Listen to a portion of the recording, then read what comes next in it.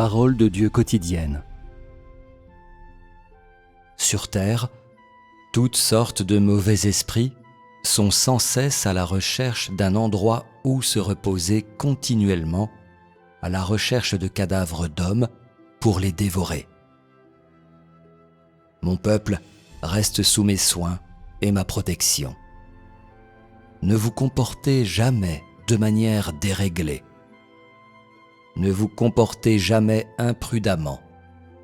Au contraire, dédie ta fidélité à ma maison, et seulement grâce à la fidélité peux-tu monter une contre-accusation contre la ruse du diable. En aucun cas dois-tu te comporter comme par le passé, faisant quelque chose devant ma face et une autre derrière mon dos. De cette façon, tu es déjà sorti du champ de la rédemption. Il est certes vrai, j'ai proféré assez de paroles comme cela, plus qu'il n'en faut, n'est-ce pas? C'est précisément parce que la vieille nature de l'homme est incorrigible que je lui ai fait le rappel à plusieurs reprises. Ne soyez pas gênés. Tout ce que je dis, c'est pour assurer votre destin. Ce dont a besoin Satan, c'est précisément d'un endroit immonde et souillé. Plus vous êtes désespérément irrécupérable, et plus vous êtes débauché, refusant de vous soumettre à des contraintes, plus les esprits impurs saisiront toute opportunité d'infiltrer. Une fois que vous serez arrivé à ce stade, votre fidélité ne sera faite que de belles paroles, sans aucune réalité, et votre résolution sera dévorée par des esprits impurs pour être transformée en désobéissance aux ruses de Satan et utilisée pour perturber mon travail. Dans ce cas, je vous frapperai à mort, quand et où je veux. Personne ne connaît la gravité de cette situation. Tous considèrent ce qu'ils entendent comme n'étant que du vent et ne prennent aucune précaution pour le moins du monde. Je ne me souviens pas de ce qui s'est fait dans le passé. Veux-tu continuer à attendre que je sois toujours indulgent envers toi, en oubliant une fois de plus? Bien que l'humanité s'oppose à moi, je ne vais pas lui en vouloir, car la stature de l'homme est trop petite, et donc je ne pose pas de fortes exigences contre lui.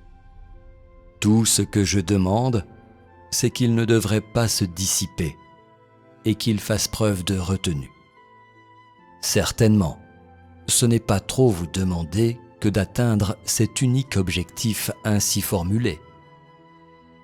La majorité des gens attendent que je révèle encore plus de mystères pour leurs beaux yeux. Et pourtant, si tu devrais arriver à comprendre tous les mystères du ciel, que pourrais-tu faire avec cette connaissance?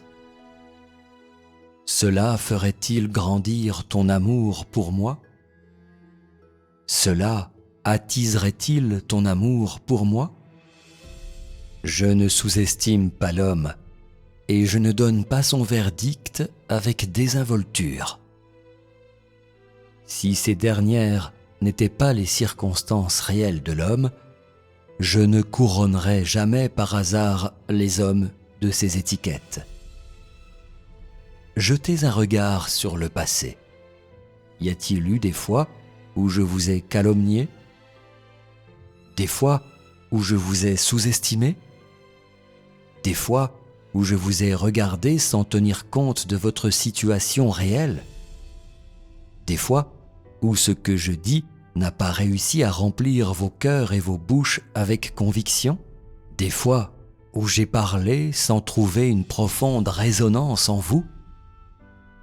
Qui parmi vous a lu mes paroles sans crainte et sans trembler, profondément tourmenté, que je vais le jeter dans l'abîme?